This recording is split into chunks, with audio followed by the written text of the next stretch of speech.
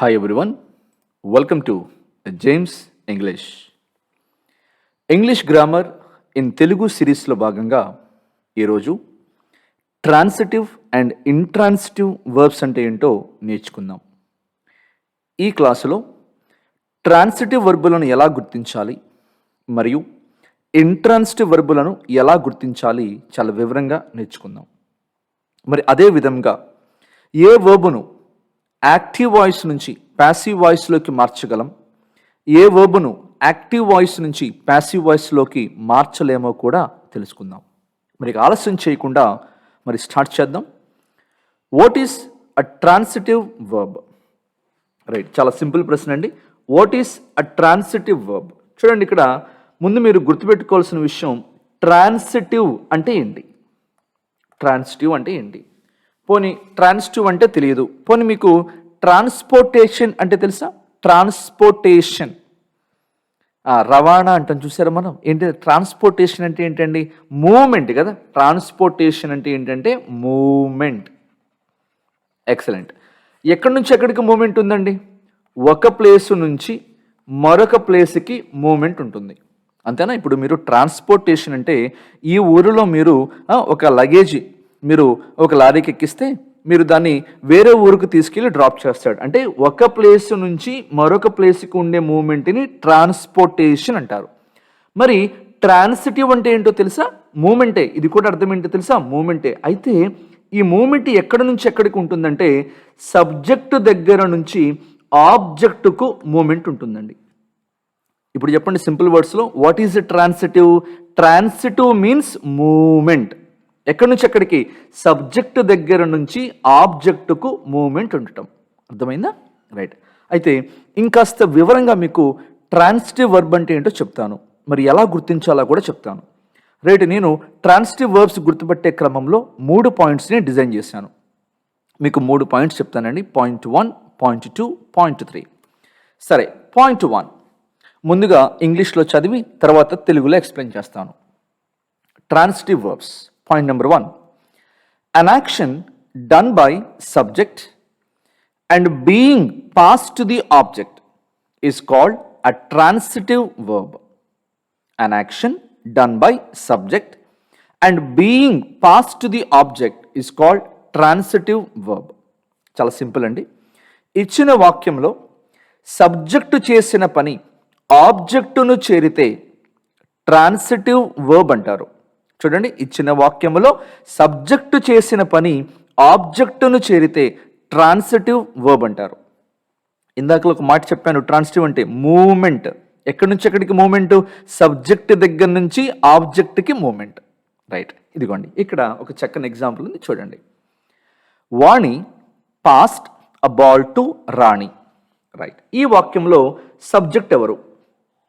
Okay, subject వచ్చి మనకి ఏంటంటే వాణి, ఎందుకంటే మనం వాణి గురించి మాట్లాడాం. మరి వాణి చేసిన పని ఏంటి? పాస్ట్. సో ఇది మనకి ఏంటంటే ఖచ్చితంగా వర్బ్. మరి ఆబ్జెక్ట్ ఏంటి మనకి ఇక్కడ? రాణి. కోర్స్ బాల్ కూడా ఆబ్జెక్టే. సరే, ప్రస్తుతానికి మనం రాణి ఆబ్జెక్ట్ అనుకుందాం. ఇక్కడ రాస్తున్నానండి ఆబ్జెక్ట్. ఓకే, ఇప్పుడు చూడండి, సబ్జెక్టు చేసిన పని ఆబ్జెక్టును చేరితే ఏమని పిలవాలని చెప్పాడు? Transitive verb. Let us imagine, ఈమె వాణి అనుకుంటే ఈమె రాణి అనుకుందాం. మరి ఇప్పుడు వాణి ఒక బాల్ విసిరేస్తే అది ఖచ్చితంగా కొద్దిసేపు ట్రావెల్ అయ్యి ఎవరిని చేరాలి? రాణిని చేరుతుంది. అలా చేరితే దాన్ని మీరేమని చెప్తారు? Transitive verb. Action done by subject and being pass to the object. పోనీ ఇంకొక ఎగ్జాంపుల్ ఇస్తానండి. Sita gave sweets to us. Let us imagine, Sita పుట్టినరోజు అనుకుందామండి. సీత పుట్టినరోజు అనుకుందాం. అంటే ఇక్కడ సీత అంటే ఎవరు మనకి? సబ్జెక్ట్. ఇప్పుడు తను స్వీట్స్ తీసుకొచ్చి ఏం చేస్తుందంటే అందరికీ డిస్ట్రిబ్యూట్ చేసింది. ఈ క్రమంలో మనకు కూడా ఇచ్చింది. ఇక్కడ అజ్ అనేది ఏంటిది? మనకి ఆబ్జెక్ట్. మరి ఇప్పుడు సీత చేసిన పని ఏంటి? గేవ్. చూసారా, సబ్జెక్టు చేసిన పని ఆబ్జెక్టును చేరింది. ఇలా చేరితే మీరు ఖచ్చితంగా ఏమని చెప్పాలంటే టీవీ. టీవీ అంటే ట్రాన్సిటివ్ వర్బ్స్. క్లియర్గా అర్థమైందా? రైట్ రైట్ ఇంకొక పాయింట్ చెప్తా. Point number 2. పాయింట్ 1 అయిపోయిందండి. సబ్జెక్టు చేసిన పని ఎవరిని చేరాలి? ఆబ్జెక్టును చేరాలి. రైట్, రెండో పాయింట్ చూడండి. an action done by the subject which affected the object is called a transitive verb. An action done by subject, and an action which done by subject which affected the object is called a transitive verb. Right, అంటే ఏం లేదండి, subject చేసిన పని ఆబ్జెక్టును ప్రభావం చేస్తే, ఏమన్నాడు, ఆబ్జెక్టును ప్రభావం చేస్తే దాన్ని మీరు ఏమంటారంటే ట్రాన్సిటివ్ వర్బ్. ఇక్కడ చాలా ఫేమస్ ఎగ్జాంపుల్ ఉందండి. రామ కిల్డ్ రావణ. సబ్జెక్ట్ ఏంటో చెప్పండి. సబ్జెక్ట్ వచ్చేయండి మనకి ఏంటి, రామ. ఆబ్జెక్ట్ ఏంటి, రావణ. మరి ఇక్కడ వర్బ్ ఏంటి, కిల్డ్. కిల్డ్ అనేది మనకేంటి, వర్బ్. ఇప్పుడు సబ్జెక్ట్ చేసిన పని వల్ల ఎవరు ప్రభావం చెందాలి, ఆబ్జెక్ట్ ప్రభావం చెందాలి. అలా చెందితే దానికి కూడా మీరేమంటారంటే ట్రాన్సిటివ్ వర్బ్ అంటారు. చూడండి, రామ కిల్డ్ రావణ. అప్పటి వరకు బతికి ఉన్న రామ వేసిన బాణానికి గిలగిలా కొట్టుకొని చనిపోయాడు. అంటే ఇప్పుడు ఎవరు ప్రభావం చెందారు, ఆబ్జెక్ట్. పోనీ ఇంకొక ఎగ్జాంపుల్ తీసుకుందాం. The monkey eight an apple. ఈ వాక్యంలో సబ్జెక్ట్ ఏంటో చెప్పాలండి. రైట్, సబ్జెక్ట్ వచ్చేయండి మనకి ద మంకీ. ఓకే, సబ్జెక్ట్ ఇది. మరి ఆబ్జెక్ట్ ఏంటో చెప్పగలరా, అన్ యాపిల్. మరి వర్బ్ ఏంటి, ఎయిట్. సబ్జెక్టు చేసిన పని వల్ల ఎవరు ప్రభావం చెందాలి, ఆబ్జెక్టు ప్రభావం చెందాలి. అలా చెందితే దాన్ని మీరు ఏమని చెప్తారు, ట్రాన్సిటివ్ వర్బ్. ఒకసారి ఈ మంకీ చేతిలో ఉన్న యాపిల్ చూడండి. మామూలుగా మనకి యాపిల్ అంటే చక్కగా గుండ్రంగా ఉంటుంది. మరి ఎప్పుడైతే ఈ మంకీ ఆ యాపిల్ని తిన్నదో, కొరికిందో, చూడండి చక్కగా గుండ్రంగా ఉండాల్సిన ఈ యాపిల్ కాస్త ఏం జరిగింది, మెల్లమెల్లగా తగ్గిపోయి చిన్నగా అయిపోయింది. అంటే ఇప్పుడు ఎవరు ప్రభావం చెందారు, ఆబ్జెక్ట్ ప్రభావం చెందింది. అలా చెందితే దానికి కూడా మీరు ఏమని చెప్తారంటే ట్రాన్సిటివ్ వర్బ్. క్లియర్గా అర్థమైందా? 2 పాయింట్లు చెప్పానండి. సబ్జెక్టు చేసిన పని ఆబ్జెక్టును చేరితే ట్రాన్సిటివ్ వర్బ్. సబ్జెక్టు చేసిన పని ఆబ్జెక్టును ప్రభావం చేస్తే అది కూడా ట్రాన్సిటివ్ వర్బ్. మరి ఇంకొక పాయింట్ చెప్తాను.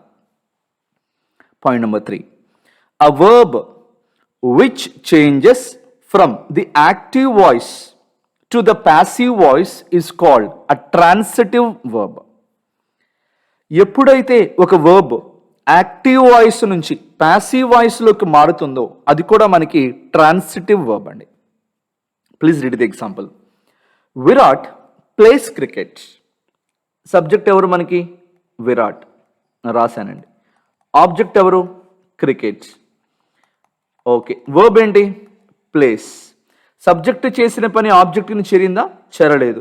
పోనీ సబ్జెక్టు చేసిన పని వల్ల ఆబ్జెక్ట్ ఏమైనా ప్రభావం చెందిందా, చెందలేదు. మరి ఏం జరిగింది, ఎప్పుడైతే ఒక వర్బ్ యాక్టివ్ వాయిస్ నుంచి ప్యాసివ్ వాయిస్లోకి మారుతుందో, చూడండి విరాట్ ప్లేస్ క్రికెట్ అనేది మనకి ఏంటంటే యాక్టివ్ వాయిస్. మనకందరికీ తెలుసు యాక్టివ్ వాయిస్ అంటే ఇచ్చిన వాక్యంలో ఉన్న వర్బు సబ్జెక్టు చేత చేయబడటం. ఇక్కడ ప్లేస్ అనేది ఎవరు చేశారు చెప్పాలి, సబ్జెక్టే కదా, దాన్ని మీరు ఏమంటారు, యాక్టివ్ వాయిస్. ఇప్పుడు దీన్ని మీరు ప్యాసివ్ వాయిస్లోకి మార్చగలగాలంటున్నాడు. ఏమని చూడండి, cricket is played by Virat. అంటే యాక్టివ్ వాయిస్ నుంచి ప్యాసివ్ వాయిస్లోకి మార్చగలిగితే ఈ వర్బ్ను కూడా ఏమని పిలుస్తారు, ట్రాన్సిటివ్ వర్బ్. మొత్తం 3 పాయింట్లు అండి. చూడండి, సబ్జెక్టు చేసిన పని ఆబ్జెక్టును చేరటం, సబ్జెక్టు చేసిన పని ఆబ్జెక్టును ప్రభావం చేయటం, సబ్జెక్టు చేసిన పని యాక్టివ్ వాయిస్ నుంచి ప్యాసివ్ వాయిస్లోకి మార్చగలిగితే అవి కూడా ట్రాన్సిటివ్ వర్బ్స్. అర్థమైందా? రైట్. ఇంకొక ఎగ్జాంపుల్ తీసుకుందాం. Yandamuri writes novels. చూడండి, ఇక్కడ యండమూరి రైట్స్ నవల్స్. చూడండి, ఇక్కడ వర్బ్ ఏంటి, rights.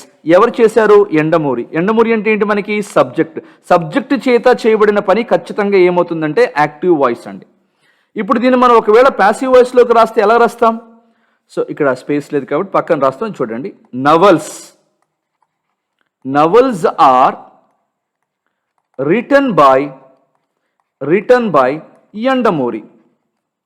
Novels are written by Yandamuri. ఇప్పుడు మీకు ఏమర్థమైంది చూడండి. సో ఎప్పుడైతే మీరు యాక్టివ్ వాయిస్ నుంచి ప్యాసివ్ వాయిస్లోకి మార్చగలుగుతున్నారో అలాంటి వర్బులను కూడా ఏమంటారు, ట్రాన్సిటివ్ వర్బ్స్. ఐ హోప్ మీ అందరికీ యాక్టివ్ వాయిస్ అంటే క్లియర్గా అర్థమైందని అనుకుంటున్నాను. ప్యాసివ్ వాయిస్ అంటే క్లియర్గా అర్థం అవ్వాలి. ఏం లేదండి, ప్యాసివ్ వాయిస్ అంటే చాలా సింపుల్ అండి. సో ఎప్పుడైతే ఇచ్చిన వాక్యములో ఉన్న వర్బ్ ఆబ్జెక్ట్ చేత చేయబడుతుందో అదేమవుతుందంటే మనకి ప్యాసివ్ వాయిస్. సబ్జెక్ట్ చేత చేయబడిన యాక్షన్ యాక్టివ్ వాయిస్, ఆబ్జెక్ట్ చేత చేయబడిన action passive voice. Active voice మీద ప్యాసివ్ వాయిస్ మీద ఒక చక్కని వీడియో చేస్తాను. సో అక్కడ ఇంకాస్త ఎక్కువ క్లారిటీ ఇస్తాను, మీరు ఏమి వరి అవ్వాల్సిన పని లేదు. ప్రస్తుతానికి గుర్తుపెట్టుకుందాం. What you mean by transitive verb? Action done by subject and received by object. Action done by subject and affecting the object. An action done by subject and being changed into active voice to passive voice. Right. So మనకి ఇక transitive verb అంటే అర్థమైంది కాబట్టి ఇక డైరెక్ట్గా what is an intransitive verb? చూడండి, వాడే అన్నాడండి ఇంట్రాన్సిటివ్. ఇంట్రాన్సిటివ్ అంటే అర్థం ఏంటో తెలుసా? No movement. No movement. Transitive అంటే ఏమనుకున్నాం? మూమెంట్ అనుకున్నాం కదా. మరి ఇక్కడ ఏంటది? No movement. ఎక్కడి నుంచి ఎక్కడికి? సో సబ్జెక్ట్ చేసిన పని ఆబ్జెక్టును చేరవలసిన అవసరమే లేకపోతే దాన్ని మీరు ఏమంటారంటే ఇంట్రాన్సిటివ్ వర్బ్ అండి. చూడండి, చక్కని డెఫినేషన్ ఇచ్చి మీకు ఈజీగా అర్థమయ్యేలాగా చెప్తాను. Intransitive verbs: an action done by subject which does not reach the object is called intransitive verb. ఒక వాక్యములో సబ్జెక్టు చేసిన పని ఆబ్జెక్టును చేరవలసిన అవసరమే లేకపోతే అలాంటి వర్బులను ఇంట్రాన్సిటివ్ వర్బ్స్ అంటారండి. ఇదిగోండి, ఉసేన్ బోల్ట్ రన్స్ ఫాస్ట్ అనుకుందాం. సబ్జెక్ట్ ఎవరు మనకి? ఉసేన్ బోల్ట్ రాశాను. మరి సబ్జెక్టు చేసిన పని ఏంటి? రన్స్. అంటే అది వర్బే కదా. రైట్. మరి ఇక్కడ ఆబ్జెక్ట్ ఉందా? లేదు. ఇప్పుడు సబ్జెక్ట్ ఏం పని చేశాడు? పరిగెట్టాడు. అంటే action done by subject. Action అయితే జరిగింది, కానీ ఎవరిని చేరవలసిన అవసరం లేదు? ఆబ్జెక్టును చేరవలసిన అవసరమే లేదు. ఇలాంటి వర్బులను మీరేమంటారంటే intransitive verbs. The baby cries loudly. The baby cries loudly. Subject ఏంటండి? The baby. మరి సబ్జెక్ట్ చేసిన పనేంటి? క్రైస్. మరి ఆబ్జెక్టును చేరిందా? చేరలేదు కదా. పోనీ చేరవలసిన అవసరం ఉందా? అది కూడా మనకు తెలియదు. సో నేనేమంటానంటే సబ్జెక్టు చేసిన పని ఆబ్జెక్టును చేరవలసిన అవసరమే లేకపోతే దాన్ని మీరు ఏమని చెప్తారంటే ఇంట్రాన్సిటివ్ వర్బ్స్. రైట్. మరొక ఎగ్జాంపుల్ తీసుకుందామండి. We cannot change intransitive verbs from the active voice into the passive voice. చూడండి, పాయింట్ నెంబర్ 2. ఇంట్రాన్సిటివ్ వర్బులను యాక్టివ్ వాయిస్ నుంచి ప్యాసివ్ వాయిస్లోకి మార్చడము కుదరదు. చూడండి, the birds fly in the sky. The birds fly in the sky. Subject ఏంటి? The birds. మరి object ఉందా అంటే ఉందండి. నేనేం చెప్పాను? సబ్జెక్టు చేసిన పని ఆబ్జెక్టును చేరవలసిన అవసరమే లేదు. చూడండి, ఇక్కడ పక్షులు ఆకాశంలో ఎగురుతున్నాయి అన్నాం. అంటే పక్షులు ఒక 30 రోజుల పాటు ఆకాశంలో ఎగిరినంత మాత్రాన ఆకాశాన్ని చేరతాయా? లేదు. పోనీ ఒక 300 రోజుల పాటు ఎగిరాయి అనుకుందాం. పోనీ 300 రోజుల పాటు ఎగిరినంత మాత్రాన పక్షులు ఆకాశాన్ని చేరుకుంటాయా? లేదు కదా. సో యాక్షన్ అయితే జరిగింది, ఓకే, కానీ ఎవరిని చేరలేదు? ఆబ్జెక్టును చేరలేదు. సో ఇది ఖచ్చితంగా ఏమవుతుందంటే ఇంట్రాన్సిటివ్ వర్బ్. అయితే ఇక్కడ ఒక టెక్నిక్ ఉంది. ఏంటో టెక్నిక్ తెలుసా? ఇంట్రాన్సిటివ్ వర్బులను ప్యాసివ్ వాయిస్లోకి మార్చడము సాధ్యపడదు. కావాలంటే దీన్ని ఒకసారి ప్యాసివ్ వాయిస్లోకి మార్చడానికి ప్రయత్నించండి. In the sky flied by the birds అని చెప్పడం కుదురుతుందా? Absolutely no. పోనీ ఇంకో ఎగ్జాంపుల్ తీసుకుందామండి. The sun rises in the east అనుకుందాం. The sun rises in the east. Subject ఏంటి? The sun. సబ్జెక్ట్ ఏంటి మనకి? The sun. మరి ఈ సబ్జెక్ట్ చేసిన పని ఏంటి? రైజెస్. రైజెస్. ఓకే. సో మరి సబ్జెక్టు పని చేసిందంటే చేసిందండి. మరి ఆబ్జెక్టుని చేరవలసిన అవసరం ఉందంటే లేదు. సో దీన్ని కూడా మీరు ఏమంటారంటే ఇంట్రాన్సిటివ్ వర్బ్స్. సింపుల్గా చెప్పాలి అంటే సబ్జెక్టు చేసిన పని ఆబ్జెక్టును చేరనంత వరకు ఇంట్రాన్సిటివ్ వర్బ్స్. వీటిని ప్యాసివ్ వాయిస్లోకి మార్చడము కుదరదు. మీరు యూనివర్సల్ ట్రూత్స్ అన్నీ కూడా మీరు ఏమని చెప్పొచ్చు అంటే ఇంట్రాన్సిటివ్ వర్బ్స్ అని చెప్పొచ్చండి. సరే, I'll give you a quiz, ఒక క్వశ్చన్. కొన్ని క్వశ్చన్స్ ఇస్తానండి. It's a question time. Identify the regular and irregular verbs in the following sentences. ఇక్కడ 5 క్వశ్చన్స్ ఉన్నాయండి. సో ప్రతి క్వశ్చన్ని జాగ్రత్తగా చదివి రెగ్యులర్ మరియు ఇర్రెగ్యులర్ వర్బ్స్ని గుర్తించాలి. Shall we begin? Right. First question, the sun rises in the east. Universal truth కదా. సో నేనేమంటానంటే వాక్యం పెద్దగా చదవాల్సిన అవసరం కూడా లేదు, ఈజీగా చెప్పొచ్చు. సో ఇక్కడ రైజెస్ అన్నది మనకి ఏ వర్బ్ అంటే ఇంట్రాన్సిటివ్ వర్బ్ అండి. ఇదేంటి మనకి ఇంట్రాన్సిటివ్ వర్బ్. సబ్జెక్టు చేసిన పని ఆబ్జెక్టును చేరవలసిన అవసరం ఏమాత్రము లేదు. Kumar drinks tea daily. Kumar drinks tea daily. So చూడండి, ఇక్కడ సబ్జెక్టు చేసిన పని ఆబ్జెక్టును చేరలేదు, సబ్జెక్టు చేసిన పని ఆబ్జెక్టును ఎఫెక్ట్ చేయలేదు. కానీ ఒక యాక్షన్ యాక్టివ్ వాయిస్ నుంచి ప్యాసివ్ వాయిస్లోకి మార్చగలిగితే దాన్ని కూడా మీరేమంటారు చెప్పాలి? Transitive verbs. చూడండి, tea is drunk by Kumar daily. Tea is drunk by Kumar daily అంటే యాక్టివ్ వాయిస్ నుంచి ప్యాసివ్ వాయిస్లోకి మార్చగలిగాం కదా. సో అందువల్ల దీన్ని ఏమని చెప్తామంటే ట్రాన్సిటివ్ వర్బ్. మూడో ప్రశ్న, the fish swim in the water. చేపలు నీటిలో ఈదుతాయి అన్నది మనకి యూనివర్సల్ ట్రూత్ అండి. సో అందువల్ల నేనేమంటానంటే డైరెక్ట్గా చెప్పవచ్చు, this is the intransitive verb. She sings beautiful songs. Beautiful songs are sung by her. She sings beautiful songs active voice అండి. మరి దీన్ని ప్యాసివ్ వాయిస్లోకి ఎలా మార్చవచ్చు? Beautiful songs are sung by her. So passive వాయిస్లోకి మార్చగలుగుతున్నాను కాబట్టి ఇది ఖచ్చితంగా టీవీ అంటే transitive verb. He teachers, last example, he teachers English grammar to us. He teachers English grammar to us. చూసారు ఇక్కడ మనకి. సో సబ్జెక్టు చేసిన పని ఆబ్జెక్టును చేరటమా, సబ్జెక్టు చేసిన పని ఆబ్జెక్టును ప్రభావం చేయటమా, లేకపోతే సబ్జెక్టు చేసిన పని యాక్టివ్ వాయిస్ నుంచి ప్యాసివ్ వాయిస్లోకి మార్చటమా? ఎస్, దీన్ని మనం ఖచ్చితంగా ప్యాసివ్ వాయిస్లోకి మార్చవచ్చు. English grammar is taught to us by him. లేకపోతే దీన్ని ఇంకో రకం కూడా చెప్పొచ్చు, we are taught English grammar by him. అంటే యాక్టివ్ వాయిస్ నుంచి ప్యాసివ్ వాయిస్లోకి మార్చగలుగుతున్నాను కాబట్టి ఇది ఖచ్చితంగా మనకి ఏంటంటే ట్రాన్సిటివ్ వర్బ్.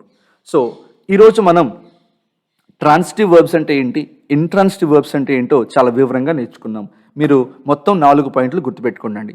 ట్రాన్సిటివ్ వర్బ్స్ అంటే సబ్జెక్టు చేసిన పని ఆబ్జెక్టును చేరుతుంది, సబ్జెక్టు చేసిన పని ఆబ్జెక్టును ప్రభావం చేస్తుంది, సబ్జెక్టు చేసిన పని యాక్టివ్ వాయిస్ నుంచి ప్యాసివ్ వాయిస్లోకి మారుతుంది. రైట్. మరి ఇంట్రాన్సిటివ్ వర్బ్ అంటే సబ్జెక్టు చేసిన పని ఆబ్జెక్టును చేరవలసిన అవసరమే లేదు, వీటిని యాక్టివ్ వాయిస్ నుంచి ప్యాసివ్ వాయిస్లోకి మార్చడము సాధ్యపడదు. So I hope this video is crystal clear. Right. మరి రేపు మిగతా వర్బ్స్కి సంబంధించి నెక్స్ట్ వీడియోలో నేర్చుకుందాం.